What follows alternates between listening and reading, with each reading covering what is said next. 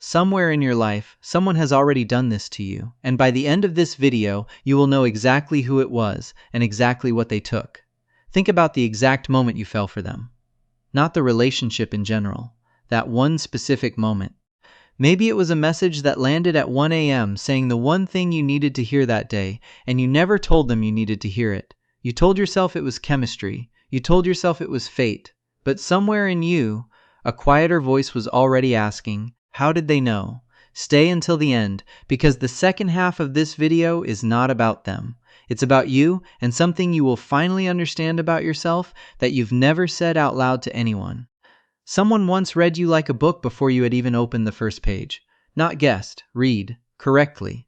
They knew what to say. They knew when to say it. They knew exactly which words would make you lean in closer, and exactly which silences would make you reach for them first. Maybe it was the way they went quiet at the exact moment you needed them to chase you, and somehow that silence pulled you in harder than any text message could have. At the time, it didn't feel calculated. It felt like being finally understood, but there is a mechanism that runs underneath moments like that, one most people never see while it's happening. And once you see it, you cannot unsee it. Not in your past, not in your present, possibly not in yourself. Give it a name, and it starts to make sense. The tactical mind, the part of certain people that doesn't just feel emotions, but studies them, maps them, uses them like tools in a drawer, one for every situation. We call them dark empaths. And if that term sounds like a contradiction, hold on to that discomfort, because it's the whole point. Empathy is supposed to mean understanding someone's pain so you can ease it. There is another version, one that understands pain only to know exactly where to press. Keep watching, because there are two moments coming in this video. One will make you think of someone else. The other will make you think of yourself. Most people only expect the first one. A dark empath is not cold. That's the first thing people get wrong, and it's the reason so many miss it until years in. They are not the obvious villain, the person who can't read a room or misses your sadness entirely. It's the opposite. They read the room perfectly. They see your sadness before you've even found the words for it yourself. Maybe you remember sitting across the table saying, "I'm fine," and they looked at you and said, "No, you're not. Tell me." And you almost cried right there because finally someone noticed. The difference is what happens next. A person with healthy empathy feels your pain and moves toward comfort. A dark empath feels your pain and moves toward advantage. Same radar, different destination. Think of it like two people standing at the same locked door. One wants to help you find the key. The other wants to know what's behind it and how that can be useful to them. That's the quiet horror of it. The accuracy is real. The care is not. And here's the part that will make you rethink every "we just connected" instantly story you've ever told. That accuracy doesn't come from nowhere. But here's where it gets deeper and where most explanations stop too early. Nobody is born choosing to turn empathy into a weapon. That kind of precision is built, usually in childhood, usually in silence, usually in a home where being emotionally accurate wasn't a gift, it was survival. Picture a child in a house where the emotional temperature could change without warning. A parent whose mood decided the safety of the whole room. In that kind of house, a child doesn't get to be a child. A child becomes a reader of faces, a translator of silences, a predictor of storms before they arrive. Maybe it was listening for the specific sound of car keys hitting the table, the volume telling you everything about what kind of evening it was about to be, before a single word was spoken. That child learned something most of us never had to learn so young. If you can sense what someone is about to feel, you can control what happens to you next. That's not manipulation yet, that's survival. Hold on to that word, it matters in a moment. And hold on to this too. Every child who learns to survive that way starts carrying something, not a bag on their shoulder, a weight nobody else can see, packed one silent night at a time. But survival skills don't stay in childhood. They grow up with you.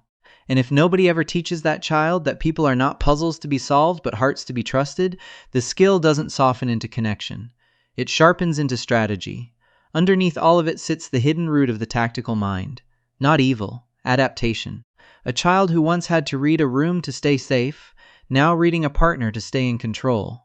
But that's still not the deepest layer. There's something underneath even this that most people watching have already lived through without knowing its name. Emotional neglect does something specific to a developing mind. It doesn't just teach you to read others. It teaches you that your own feelings are inconvenient, unwanted, something to manage quietly, alone, without ever expecting comfort in return. Maybe it was crying in your room with the door locked so nobody would ask what was wrong, because some part of you already knew nobody would. So a strange trade happens. The child stops asking, "How do I feel?" and starts asking, "What does this person need from me right now?" Over years, that question becomes so automatic it stops feeling like a strategy at all. It becomes identity. It just feels like being good with people, like understanding others so well. Except understanding was never the goal. Positioning was. Sit with that for a second. Now picture that same mind grown up, sitting across from you on a second date, or lying next to you after 3 years of marriage. They notice the flicker in your voice when you talk about your father. They file it away. They notice you go quiet when you feel unchosen. They file it away. They notice you reread old texts when you feel insecure. And somehow they always find a reason to text first on exactly those nights. They notice exactly what makes you feel safe, and exactly what makes you feel afraid of losing them. And slowly, without ever saying a manipulative word, they begin adjusting the emotional weather of the relationship. Warm enough to keep you reaching, distant enough to keep you anxious, just unpredictable enough that your nervous system starts working overtime, trying to earn back the warmth. You know the feeling. The good morning text that came every day for 2 weeks, and then didn't come for 3 days, no explanation, and suddenly you were the one apologizing for something you didn't even do, just to feel that warmth again. Read that last part again if you need to. It's the whole video in one sentence. That right there is the gamification. Not chess pieces and cruelty. Something quieter, something that looks from the outside like intensity, like chemistry, like being deeply understood. That's exactly the trap. You are being understood, just not for your benefit. If you've ever left a relationship feeling like you don't know who you are anymore, this might be why. You weren't loved for your patterns. You were studied through them.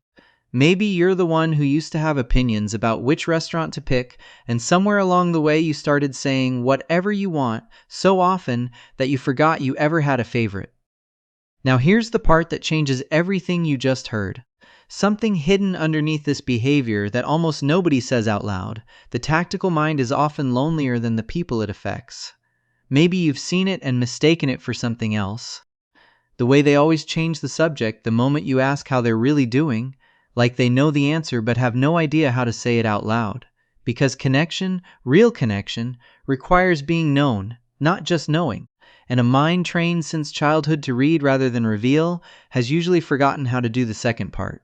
They can map your heart in detail. They often cannot locate their own. That's not an excuse.